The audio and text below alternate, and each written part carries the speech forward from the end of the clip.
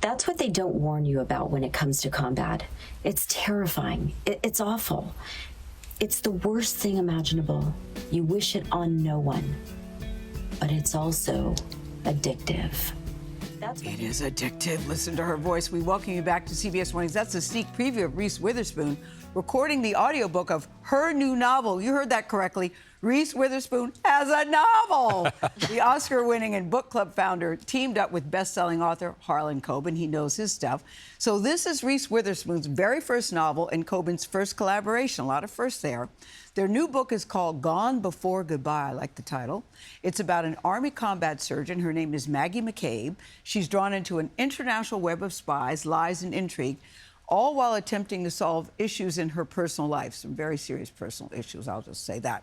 Harlan Coben and Reese Witherspoon. Give it away, Gayle. I know. That's the thing. I have to be careful not to give I know, because it's so good. Because I know how it ends.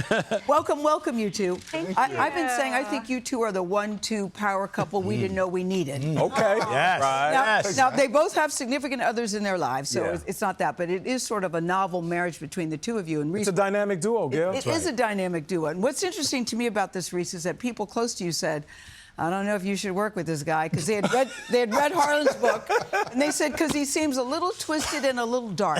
Fill in the blanks there. He is dark. If you have ever read any of his novels, I mean, people shoot each other, chop each other to bits. Yeah. There's always a twist. There's so many twists. He's known for the twists. So the crazy thing is, I've never had an idea for a novel. Never? I'm always the actor that shows up and executes on someone else's vision or their book, or I'm always promoting other people's work. And I thought, okay, maybe I should take the big leap and try and build the whole world, work on all the characters. And so when I called up Harlan... But what made you call him, of all the people that you know, what made you call him? In my mind, he's the greatest thriller writer there is right Oh, now. go on. Good fight, guys. So, Harlan, you get that call and Yes. you think, what is it? How does the call come to you? First of all, I'm always so glad she tells that part of the story, because for me to go, so Reese Witherspoon called me one day on the phone, you know, it's just a bragging story. Yes. But I was intrigued, but I was wary, because I'm not that guy. I don't collaborate on novels. Yes. I just don't. But Reese came in, she came to my apartment in New York, and she gives me the idea. I'm like, oh, damn, we could do something with that. There's something good. Immediately, I had a yellow legal pad out. We started going back and forth with ideas for 3 hours. And so the two of you are sitting just like you have that little yellow legal pad thing. Yes. We're sitting there back and forth, like, what if she does this? What if he does that? And by the end of it, we just look at each other and go, we got to do this. Well, I looked at him, I was like, does that mean you're going to do it? After 3 hours later, you're like, so are you in? Are you in? He was like, oh, yeah, I'm in. I'm halfway, like, I've written the whole first act.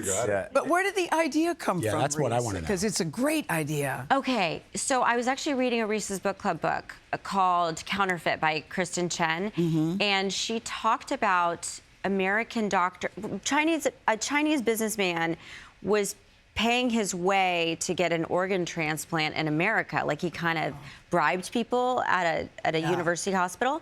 And I thought, does that happen? Do people do illegal things to get the surgeries they need? And the idea so then I is started, born, I started asking surgeons, and I got a lot of no's. I was, do you go do private surgeries in other countries?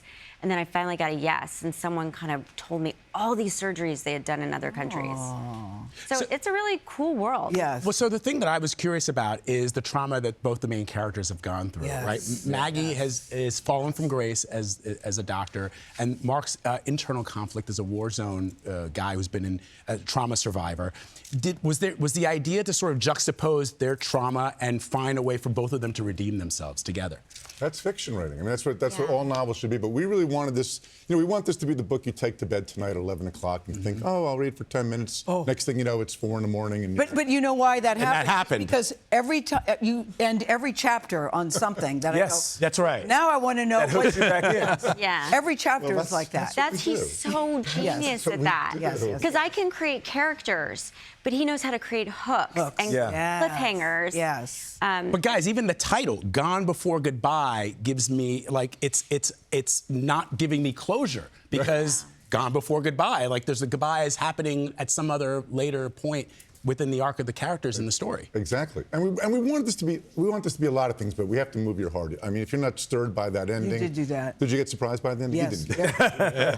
Yes. Well, let's get back to... Number one, Nate, you can't not like a book where the character's name is Pork Chop. Right. I'll just leave it there. Yeah. One of my uncle's name is Pork Chop. So I already identified. That's a true story. Is that right? Yeah. My dad's best friend. That He's is like an uncle hilarious. to us. Great. For real? So shout out to Chop, man. I love you. Let's talk about Maggie though, because these bad decisions they lead to these issues within her professional and personal life. Yeah. And in the novel, I love this right here. You write, "We carry the seeds of our own self-destruction." Yes. That right there hits home. Kind of unpack that for us. Well, I think, first of all, we want this to be, we want this character to be real. I told Reese from the beginning, it's not likability. You want this character to be real. You want to be with her. When she's on the roof trying to escape at one point, right. I want you to feel the cold. We wanted you to, talk more about how, this character, this is one of the things that Reese really brought to it, was this perspective I never really had. I get right into the female mind, so to speak. Yeah. I mean, I've seen so many. My dad was the biggest James Bond fan, and I love the Jason Bourne series. But I was like, why are there no female leads in any? Always the girls, like the girl in the bikini or the girl stirring your drink. But why shouldn't she be the Jason Bourne? Yes. Yeah. And be as complicated and layered in her own life. And not shooting the bad guy or punching people, but she's a surgeon, so she provides this really clear skill. She's also military trained. My parents were both in the military. My dad was in the Air Force. My mom was in the Air National Guard. And they were doctors and nurses. So it makes sense. Yeah, people say you write about what you know, but I love how, did you see what she did when you were the girl? Stirring her drink. I saw that too. She got into character. You did. You literally went stirring. Or maybe that's not character. That's just Reese. Sometimes she'd become Maggie, and we'd be talking, and we'd be working on it, and all of a sudden her voice would change a little bit, her mannerisms. I go, ooh, Maggie's in the room. Well, Okay, so then that's the speaking of question. that, Speaking of go ahead, that, Vlad. well, so can we see you playing Maggie in a film adaptation? No, I'm not going to play Maggie. I'm sorry. But Reese, you would be seriously, you would be, if you, are number one, are you guys even thinking about bringing this to film or TV? I mean, it's definitely crossed our minds. Let's go, yes. Yes, I hope so. Okay. That would be very cool. And now that this first collaboration has worked out so well, do you see others coming between the two of you? Well, I think he and I have a million stories that we could tell about this character because it's just an incredible world. The CIA starts to come in, MI6. So Maggie build would this be like universe. a James Bond character where there's a series. I mean, that's my biggest dream, is that so many different women will play Maggie McCabe. Oh. But you're Reese Witherspoon like, and Harlan why Coben. dream like one If anybody movie? can make something happen in Hollywood. That's so true.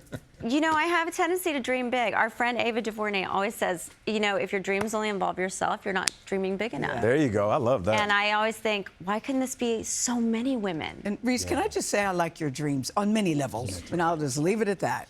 I love you, Gayle. Nice to see you, Maggie McCabe. Harlan, always good to see you. Nice to see you guys. Well done, guys. Well done. Thank you. Thank you. Gone Before Goodbye is on sale today, wherever you like to buy your books.